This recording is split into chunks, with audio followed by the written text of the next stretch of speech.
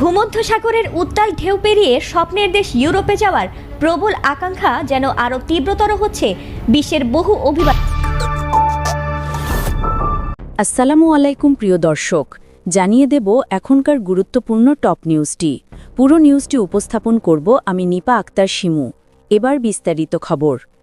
ইউরোপের স্বপ্নের হাতছানি আর জীবনের ঝুঁকি, এই দুয়ের টানাপড়নে ভূমধ্যসাগর পাড়ি দিয়ে ইতালিতে পৌঁছানো অভিবাসীদের মধ্যে এখন শীর্ষে রয়েছে বাংলাদেশের নাগরিকরা। ইতালির স্বরাষ্ট্র মন্ত্রণালয়ের সর্বশেষ তথ্য অনুযায়ী চলতি বছরের জানুয়ারি থেকে ১৭ অক্টোবর পর্যন্ত প্রায় ১৬,৫৫২ জন বাংলাদেশি প্রাণের ঝুঁকি নিয়ে পৌঁছেছেন ইতালির উপকূলে। অন্যদিকে একই সময় মিশর থেকে ৭,৬৯০ জন, ইরিত্রিয়া থেকে ৬,৮৮৭ জন এবং পাকিস্তান থেকে ৩,৭২৬ জন পৌঁছেছেন এই পথে। সব মিলিয়ে এই সময়ে ভূমধ্যসাগর পাড়ি দিয়ে ইতালিতে পৌঁছেছেন মোট ৫৫,৯৪৮ জন অভিবাসী।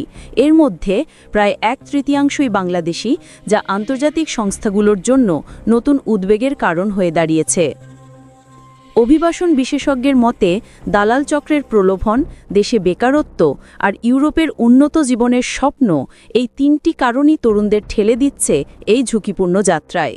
অনেকেই মনে করেন ইউরোপে পৌঁছালেই জীবন বদলে যাবে, কিন্তু বাস্তবে এই সাগরযাত্রা অনেকের জন্যই হয়ে উঠছে মৃত্যুর ফাঁদ। বিশ্লেষকরা জানিয়েছেন, গত বছরের তুলনায় এই বছর বাংলাদেশ থেকে সাগরপথে ইতালিতে পৌঁছানো অভিবাসীর সংখ্যা দ্বিগুণেরও বেশি।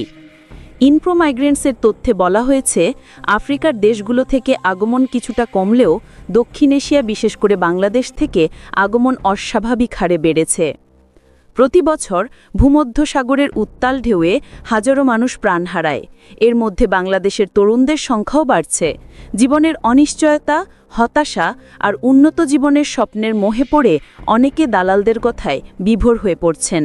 অথচ এই বিপজ্জনক যাত্রা প্রায়ই শেষ হয় মৃত্যুর মর্মান্তিক গল্পে। অভিবাসন বিশেষজ্ঞরা মনে করছেন, এই সংকট রোধে এখনই কঠোর ব্যবস্থা নেওয়া প্রয়োজন। মানব পাচার চক্রকে চিহ্নিত করে দমন করা এবং তরুণদের সচেতন করার উদ্যোগ না নিলে ভবিষ্যতে পরিস্থিতি আরও ভয়াবহ রূপ নিতে পারে।